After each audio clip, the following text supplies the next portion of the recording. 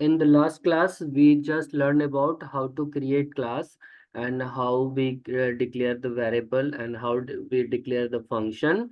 Then we call that by making an object, and with the help of object, we call that function so that class behavior can be produced after making an object. So after that, we have to learn about the object-oriented programming features. That means the features of OOPS. So we just go through the features of object-oriented programming. So what are the feature of object-oriented programming? First one is encapsulation. Second one is polymorphism. Third one is inheritance. So one by one, let's understand the meaning of all these three features. And basically object-oriented programming comes from our real world. जो भी हमारे real world में हो रहा होता है वो almost इस प्रोग्रामिंग में वो लॉजिक लगाया हुआ है। तो यहाँ पे ऑब्जेक्ट ओरिएंटेड दुनिया हमारे रियल वर्ल्ड से बहुत कुछ मिलता जुलता है और उसी से पूरा कंसेप्ट लिया हुआ है। तो first start with the encapsulation concept. Encapsulation का सिंपल मतलब होता है, यहाँ पे इनकैप्सुलेशन कंसेप्ट का मतलब है कि complexity hide complexity from and user. ठीक है, तो जो भी कॉम्प्लेक्सिटी है आपके प्रोग्रामिंग का, प्रोग्रामिंग नेचर का या सॉफ्टवेयर का, उसको आप हाइड करके रखें जितना हाइड कर सकते हैं। ठीक उसी तरह से जिस तरह से रियल वर्ल्ड में आप देखो, अपने बॉडी को ही ले लो, पूरा बॉडी में कितने सारी कॉम्प्लेक्सिटी है, लेकिन इंटरफेस में हमको क्या मिला है? Very easy to use things मिले हैं। आप किसी भी ऑब्जेक्ट जो आपके आसपास है वो आप देख लो, उसके सारे कॉम्प्लेक्सिटी आपको हाइड करके एक इंटरफेस मिल गया है। तो उसको इनकैप्सुलेट किया हुआ है, इस तरह से वायर किया और रैप किया हुआ है कि आपको कॉम्प्लेक्सिटी देखने की जरूरत नहीं है। तो इसी तरह से जब हम प्रोग्राम करते हैं तो प्रोग्रामिंग करते वक्त भी ये ध्यान रखना होता है कि हम जो कॉम्प्लेक्स इन्वायरमेंट है या कॉम्प्लेक्स कोडिंग है, ये कॉम्प्लेक्स कोडिंग हम यूजर को ना दिखाएं। यूजर को क्या दिखे? यूजर को इजी टू यूज एक्सेस दिखे, user easy to use user interface दिखे। तो उस सिचुएशन के लिए ये लॉजिक बनाया हुआ है। तो उस सिचुएशन का जो पहला कोड हम लोगों ने लिखा है, this is the perfect example of encapsulation. तो एक इनकैप्सुलेशन का कोड आपको, जैसे ही हम लोग ऑब्जेक्ट ओरिएंटेड में काम करते हैं तो पहला वाला जो कंसेप्ट है वो ऑटोमेटिकली इम्प्लीमेंट हो जाता है। और बेसिकली इनकैप्सुलेशन इम्प्लीमेंट जो होता है वो दो लेयर पे होता है। एक है जो कि फंक्शन लेवल पे होगा और दूसरा है क्लास लेवल पे होगा। तो फंक्शन लेवल पे हम लोगों ने पूरा कोड देखिए यहाँ पे हाइड कर दिए, और कॉल करते समय आपको क्या दिख रहा है? जब कोई यूजर कॉल करेगा तो उसको गेट डाटा फंक्शन मिल रहा है। तो गेट डाटा फंक्शन के पीछे क्या कोड लिखा हुआ है, ये 3 लाइन जो यूजर लिख रहा है, मतलब प्रोग्रामर ही इस कोड को भी लिखेगा, बट एक लेयर ऊपर वाला प्रोग्रामर लिखेगा। तो ये जब प्रोग्रामिंग करेगा तो उसको सिर्फ 3 लाइन लिखना है, और 3 लाइन लिखने से क्या होगा, ये पूरा कोड का उसका आउटपुट मिलेगा। तो ये कॉम्प्लेक्सिटी इसको इस ये जो यूजर कॉल कर रहा है इसको कभी पता नहीं लगेगा कि आखिर में कितना सारा कॉम्प्लेक्सिटी है। ये तो मैं जस्ट एक सैंपल बता रहा हूँ। इस तरह से बहुत सारा ऐसा डाटा है जो कि बहुत कॉम्प्लेक्स वे में यूज होता है, या बहुत सारा ऐसा कोडिंग है जो बहुत कॉम्प्लेक्स वे में यूज होता है। बट हमको क्या करना है? हमको बस उसके इंटरफेस से इंटरेक्ट करना है। ठीक उसी तरह से प्रोग्रामर को क्या करना होगा? प्रोग्रामर को एक क्लास मिल जाएगा, क्लास का ऑब्जेक्ट बनाना है और ऑब्जेक्ट बना के फंक्शंस को कॉल कर लेना है। तो जैसे ही फंक्शन को कॉल करेंगे वो अपना बिहेवियर दे देगा। अब इसके पीछे कितना सारा कोड लिखा हुआ है ये हमको जानने की कोई मतलब नहीं। तो this is the first example of encapsulation also, जहां पे हम क्या कर रहे हैं? कॉम्प्लेक्सिटी को हाइड कर दे रहे हैं, जो भी उसका एंड यूजर है। तो एक सीनियर प्रोग्रामर का जूनियर प्रोग्रामर एंड यूजर होगा, जूनियर प्रोग्रामर का एंड यूजर होगा उसका फाइनल जो यूजर होगा। तो इस तरह से लेयर बाय लेयर हाइडिंग या इनकैप्सुलेशन इम्प्लीमेंटेड होता है प्रोग्राम में। तो इनकैप्सुलेशन तो बेसिकली करना ही करना पड़ेगा जब ऑब्जेक्ट ओरिएंटेड में हम लोग काम कर रहे हैं, तो ये इसका फर्स्ट फीचर है। देन इसका सेकेंड फीचर है आपका पॉलीमॉर्फेज। पॉलीमॉर्फेज में क्या होता है, ये थोड़ा समझने वाला फीचर है, क्योंकि इनकैप्सुलेशन तो इजी वे में आपको समझ में आ गया होगा। पॉलीमॉर्फिक का मतलब ही है, पॉली मतलब होता है मेनी, इसका मतलब जो होता है ना मेनी, और मॉर्फिज्म मतलब होता है behaviour.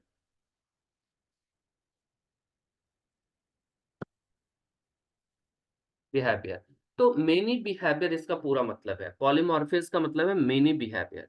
Many behaviour of what? तो मेनी बिहेवियर आप ऐसे समझ सकते हो कि जैसे हम लोग जो ऑब्जेक्ट है, मान के चलिए आप एक ऑब्जेक्ट है और आप बहुत सारा बिहेवियर प्रोड्यूस कर रहे हैं। कैसे? तो आप किसी जगह पर एक डॉटर है, किसी जगह पे सिस्टर है, किसी जगह पे स्टूडेंट है, किसी जगह पे आप हो सकता है एल्डर सिस्टर है, किसी जगह पे आप यंगर सिस्टर है। तो आपका कितना सारा बिहेवियर है, इंस्टेंस तो आप सेम ही हो। तो सेम उसी तरह से मेरा भी, जैसे आप बात करोगे तो कहीं पे हम टीचर हैं, कहीं पे सन है, कहीं पे हम कुछ और भी हैं। तो डेफिनेटली यहाँ पे डिफरेंट डिफरेंट बिहेवियर है सेम ऑब्जेक्ट का। तो सेम ऑब्जेक्ट का अगर डिफरेंट बिहेवियर हमको प्रोड्यूस कराना है, एकदम बिल्कुल रियल लॉजिक पे है कि अगर एक ही ऑब्जेक्ट है लेकिन behaviour according to the situation change हो रहा है। अकॉर्डिंग टू द सिचुएशन कहने का मतलब कि अगर आप सिस्टर हो तो आपका बिहेवियर कुछ और होगा, अगर आप डॉटर हो तो कुछ और होगा, एज ए स्टूडेंट हो कुछ और होगा, अब अगर आप रोड पे चल रहे हो तो कुछ और होगा। तो इंस्टेंस तो सेम ही हो, आप ऑब्जेक्ट तो सेम ही हो, लेकिन बिहेवियर आपका कैसे चेंज हो रहा है, अकॉर्डिंग टू सिचुएशन। आप जिस सिचुएशन में हो अकॉर्डिंगली आप अपना बिहेवियर प्रोड्यूस कर रहे हो। तो ठीक उसी तरह से यहाँ पे प्रोग्राम में भी लॉजिक है। प्रोग्रामिंग में इसका लॉजिक क्या है? तो प्रोग्रामिंग में इसका लॉजिक दो तरीके से इंप्लीमेंट होता है। दैट इज कि पॉलीमॉर्फिक बिहेवियर प्रोड्यूस कराना है, and it is of two type. It is of two types. कौन कौन सा टाइप्स है? तो एक को बोलते हैं ओवरलोडिंग और दूसरे को बोलते हैं ओवर राइटिंग। ठीक है, अब दोनों का मतलब समझते हैं। ओवरलोडिंग का मतलब क्या होता है एंड ओवरराइडिंग का मतलब क्या होता है? ओवरलोडिंग का मतलब है कि ये दोनों ही जो फंक्शनैलिटीज है, ये फंक्शन पे इम्प्लीमेंट होता है। इम्प्लीमेंट क्या कहाँ होगा? फंक्शन यूज करके इम्प्लीमेंट होगा।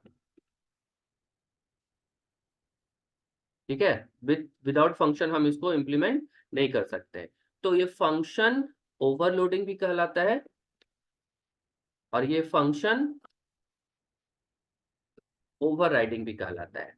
तो फंक्शन को ही ओवरलोड भी कर सकते हैं, फंक्शन को ही ओवरराइड भी कर सकते हैं। ठीक है, तो ओवरलोडिंग का मतलब है जहां पर structure of the function, structure of the function different होगा, डिफरेंट, बट डिफिनेशन जो होगा, definition of the function same. और यहां पे क्या होगा? Structure of the function same, but definition of the function different। ठीक है, this is the basic definition you can say. यहाँ पे क्या है, structure of the function different होगा बट डिफिनेशन जो होगा वो ऑलवेज सेम होगा। That is called overloading. And दूसरा ओवरराइडिंग है, दैट मीन्स कि structure of the function same होगा बट डिफिनेशन जो होगा वो चेंज होता रहेगा। अब ये कैसे होता है, इसका एग्जाम्पल भी मैं दिखाऊंगा अभी। तो इसका एग्जाम्पल में आप समझो, इसका एग्जाम्पल जो है ये कुछ आप समझ सकते हो। Suppose I have to create one add function. अब ये बताओ कि ऐड फंक्शन दो नंबर को यूज करके होता है। जब भी हम करेंगे तो 2 नंबर हमको एज ए पैरामीटर चाहिए होगा, मतलब 2 नंबर हमको चाहिए होगा, तो 2 पैरामीटर चाहिए होगा। तो 2 पैरामीटर जो होगा वो 2 इंटीजर भी हो सकता है, या फिर ऐड, फंक्शन का नाम सेम है, that becomes overloading. That means कि यूजर को कभी नहीं लगना चाहिए कि ये फंक्शन डिफरेंट हो गया, फंक्शन का नाम ऑलवेज ऐड ही होगा। बट अब ये 2 इंटीजर के जगह पे 2 फ्लोट हो सकता है ना, एक 2.5 प्लस 3.5 हो सकता है, और पहले वाले फंक्शन में क्या पास होगा, 2 प्लस 3 हो सकता है।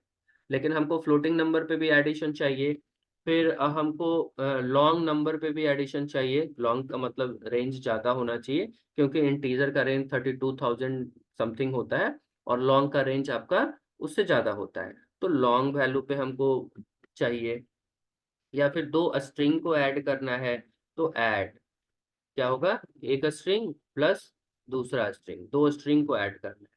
तो है तो सब ऐड ही, बट अकॉर्डिंग टू सिचुएशन क्या होगा, बिहेवियर चेंज करना होगा।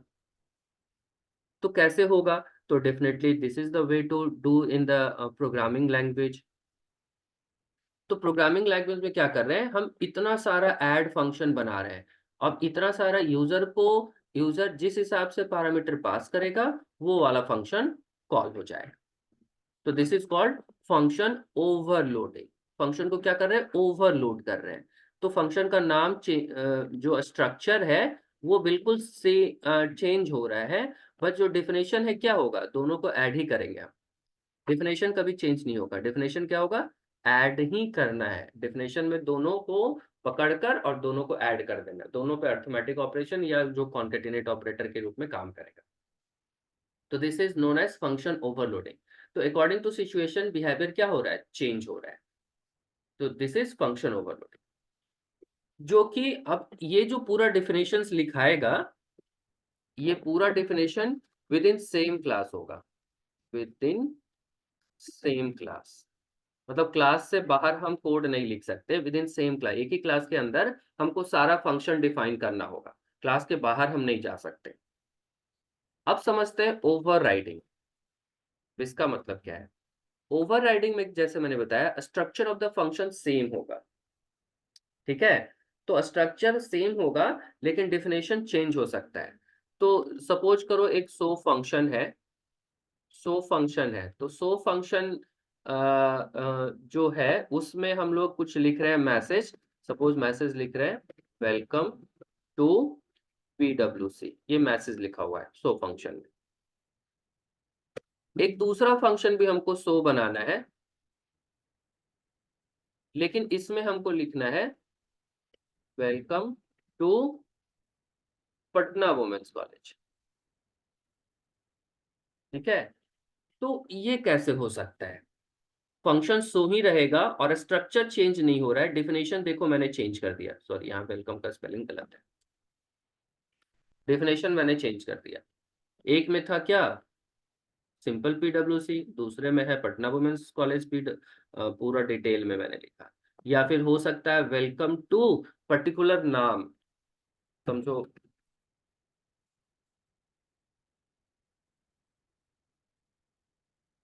ऐसे हमको कुछ करना है, कस्टमाइज करना है। ये डिफॉल्ट फंक्शन हो सकता है और ये मेरा एडवांस फंक्शन हो सकता है। तो ये सिचुएशन कब आएगा, तो ये सिचुएशन तभी आएगा जब मेरा इनहेरिटेंस वाला कंसेप्ट भी काम करेगा। क्योंकि ये तभी आएगा जब मेरा 2 क्लास इन्वॉल्व होगा, एटलीस्ट 2 क्लास इन्वॉल्व। और वो कैसे होगा, वो होगा, एक होगा पेरेंट क्लास और दूसरा होगा चाइल्ड क्लास। तो यहाँ पे इनहेरिटेंस का भी कंसेप्ट आपको साथ में समझना होगा, तब ये वाला फंडा क्लियर होगा, ओवरराइडिंग वाला। तो ये तब होगा जब इनहेरिटेंस भी होगा। तो अब इनहेरिटेंस समझो, तब ये ओवरराइडिंग समझ में आएगा। इनहेरिटेंस में क्या होता है कि जस्ट जैसे हमारा फैमिली स्ट्रक्चर है, फैमिली स्ट्रक्चर क्या है कि आपके पेरेंट का कैरेक्टरिस्टिक चाइल्ड में आता है, तो जो कैरेक्टरिस्टिक शेयर्ड है that is becomes the parent, और जो कैरेक्टरिस्टिक कंज्यूम कर रहा है दैट बिकम्स द चाइल्ड। तो यहाँ पे क्या है, कैरेक्टरिस्टिक्स जो है वो पेरेंट टू चाइल्ड फ्लो करेगा। तो यहाँ पे भी आपको समझना होगा कि ये मेरा प्रोग्रामिंग में भी ये लॉजिक है। और प्रोग्रामिंग में लॉजिक इस तरह से है कि जहां भी मेरा कुछ कॉमन फीचर्स है, कॉमन फीचर्स जितने भी होते हैं उसको हम लिख देते हैं पेरेंट क्लास में, और जितना भी स्पेशलाइज फीचर्स है वो हम लिख देते हैं चाइल्ड क्लास में। तो पेरेंट क्लास का फीचर्स चाइल्ड क्लास में इनहेरिट करने से आ जाता है। तो यहाँ पे आप समझ सकते हो दो कंसेप्ट आता है, जनरलाइजेशन एंड स्पेशलाइजेशन। जनरलाइजेशन में आप मानते हो कॉमन कैरेक्टरिस्टिक। जनरलाइज क्या होता है, कॉमन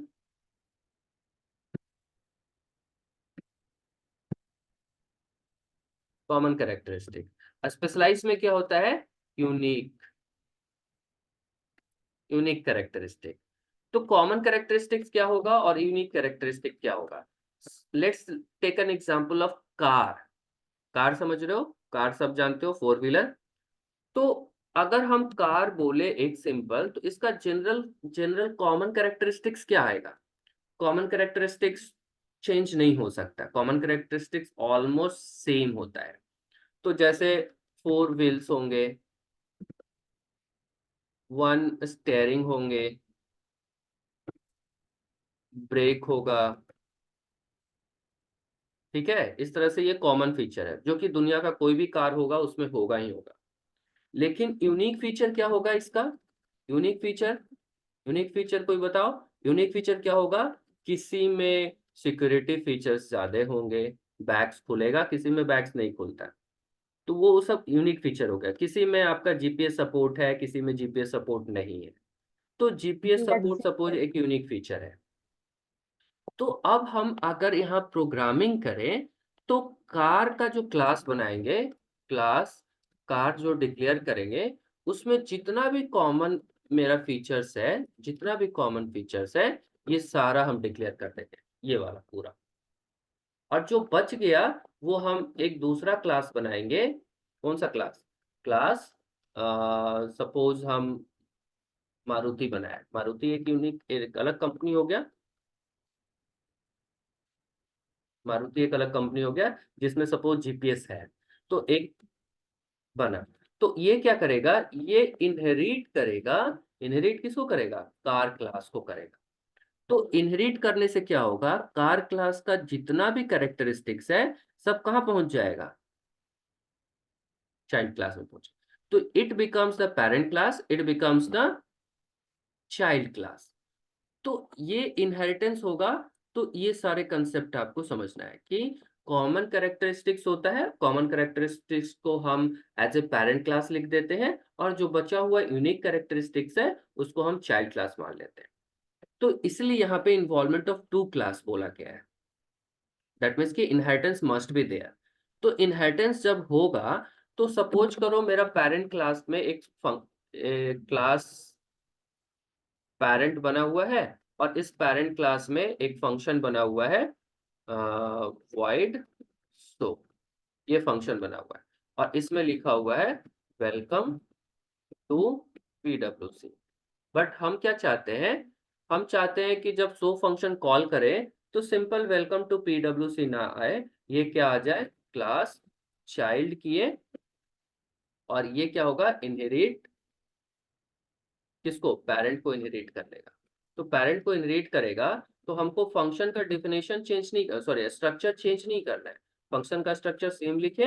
अब इसमें हम डिफिनेशन जो लिखेंगे, welcome to Patna women's college, ये वाला काम करेगा। तो ये रिलेशन होगा तभी ओवरराइडिंग होगा। और ओवरराइडिंग का होने का मतलब है कि I have change the definition of parent in the child class. Parent में क्या लिखा हुआ था, वेलकम टू पीडब्ल्यूसी, लेकिन चाइल्ड में मैंने क्या कर दिया, welcome to Patna women's college. मुझे कस्टमाइज चाहिए था। तो कस्टमाइज जब भी चाहिए तो हम ओवरराइडिंग फंक्शनैलिटी यूज करेंगे। जो कि पेरेंट में लिखा हुआ है, लेकिन I am not happy with that and I want to change it. So this is the overriding functionality. Overriding का दूसरा मतलब आप समझ सकते हो, ओवरराइटिंग। क्या होगा? Over writing. फिर से मुझे लिखना है, मैं आपके डिफिनेशन से सेटिस्फाइड नहीं, या बहुत सारा ऐसा सिचुएशन होगा जहां पे आपका वो डिफिनेशन काम करने लायक ही नहीं होगा। तो उस तरीके से आपको समझना है कि if possible I can change the definition in child class after inheriting parent class. तो दिस इज ओवरराइडिंग। तो ये पॉलीमॉर्फिज्म जैसे ही आपको मिलेगा, तो ये दोनों फीचर्स आपको मिलना स्टार्ट हो जाएगा। क्या क्या? Function overloading and function overriding. तो फंक्शन ओवरलोडिंग में हम एक ही फंक्शन को कई बार लिख देते हैं, और फंक्शन ओवरराइडिंग में पेरेंट क्लास में लिखा हुआ फंक्शन का डेफिनेशन चाइल्ड क्लास में चेंज कर सकते। तो ये हो गया ओवरराइडिंग। तो ये बेसिक कंसेप्ट है ऑब्जेक्ट ओरिएंटेड फीचर्स का। इसी पे पूरा ऑब्जेक्ट ओरिएंटेड दुनिया चल रहा है। तो ये रियल लाइफ से बिल्कुल मिलता जुलता दुनिया प्रोग्रामिंग लाइफ में है। तो प्रोग्राम भी उसी तरह से बिहेव कर रहा है जैसे हम लोग रियल लाइफ में बिहेव कर रहे हैं।